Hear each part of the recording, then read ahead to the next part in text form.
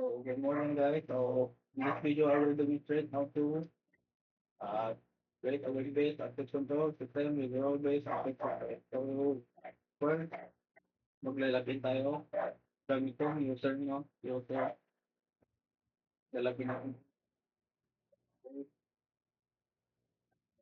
So, yung user, dashboard. Welcome to test. Yan. So, ito yung dashboard ng mga user. Then, try natin pumasok doon sa mga admin.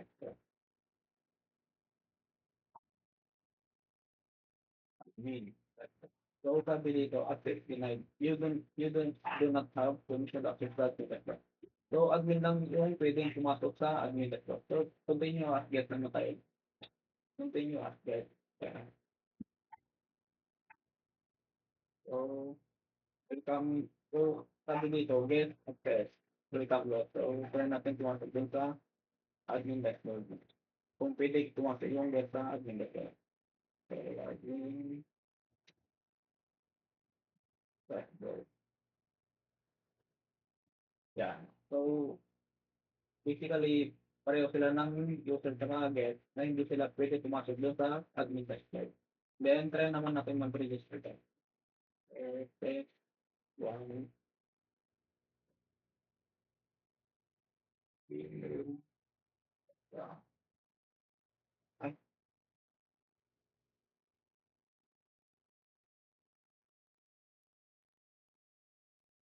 okay, wala. Meron pa.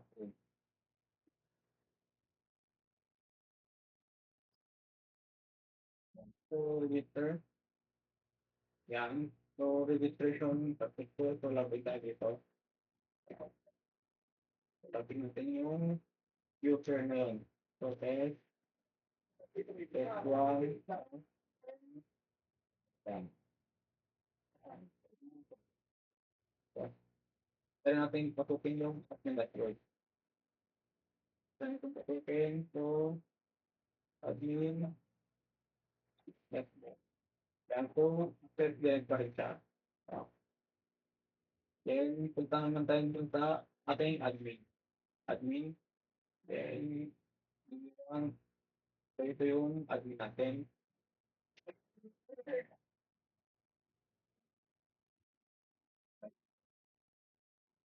So, manage user. So, tayo sa manage. So, dito sa add user, where you can add the user of. So, kumari, Leo. So, itong email niya, then, password. So, dito, pipili ka kung gagawin mo sa admin or user. So, pili natin sa user. Then, add. So, dito sa mag-add mo. Yeah. Then, try natin i-edit. Edit. Then, gawin natin sa admin. So, yeah. Pasok ka. Then, delete na natin ito. So, back to dashboard tayo. Yan. So, view logs naman. Dito view logs, dito makikita mo yung mga nagre-register na user, mga ganon, mga user. Dito makikita na tawag dito. Dito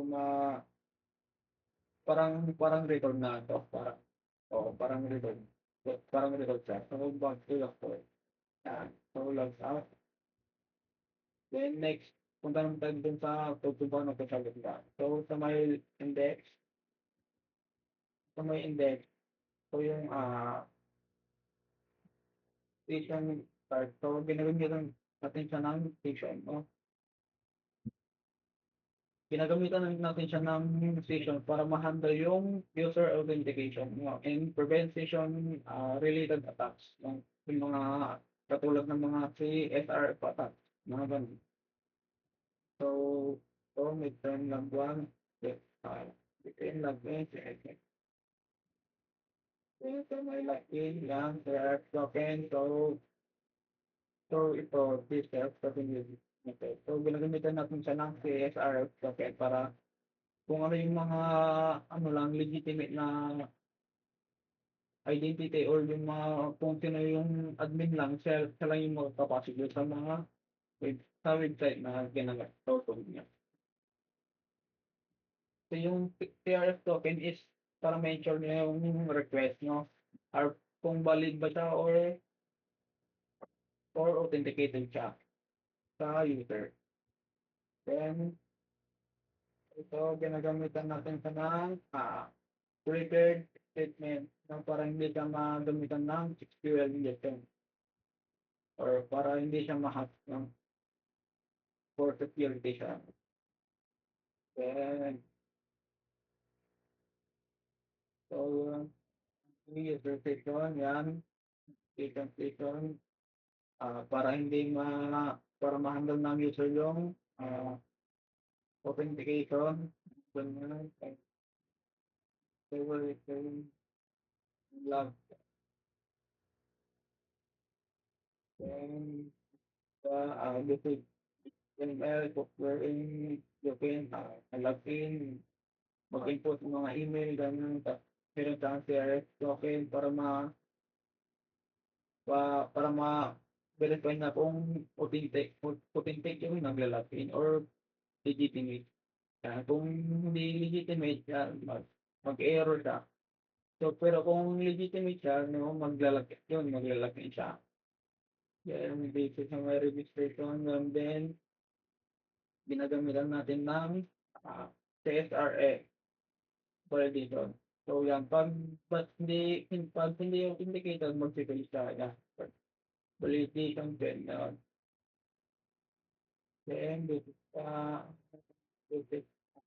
HTML, when you can input your email, your text, ganyan. Then, user, that name. Yan. So, dito, ginagamitan natin siya ng ganyan, session rule, manipulator, ganyan. Then, yung basic HTML na naman yan. Then, sa user management, yan, dito yung banda yung add or yung mga code statement, no? Kung saan mo nakikita doon sa may admin dashboard natin, yan. Yung add, update, delete, so ito yung code natin doon. Yan. Tapos, prepared, yung mga prepared statement, ito mga to. Yan. Delete user, yan. Delete user, ito yung TNT, yan. Yan, ito naman yung basic HTML. So, sa admin dashboard. And as a guest. Yeah. Then sa config, ito yung ano natin, database natin. Ito yung pangalan ng database ko. Pagkita ko lang yung database ko. So, ito siya. Done. Dito napitig yung ating admin. Dito ganda. Ay, ito pala. After. Then, so, dito napitig yung mga nakalagin, saka yung mga registered or valid legitimate. And, so, yan. Then, admin dashboard. So, yan, ito yung ating prepared statement ulit. And then yung mga session natin para ma-handle ng user kung authenticated ba yun or hindi. Kung hindi authenticated yan, hindi yan makakapasok dun sa ating admin dashboard. Then, activity log, yan. Dito naman, dito yung, dito naman natitig yung kung sino yung mga nag-login. Yan. Mga nagre-register, pumapasok sa atin yung sa ating website, yung ganun. So, so yun lang guys. Thank you.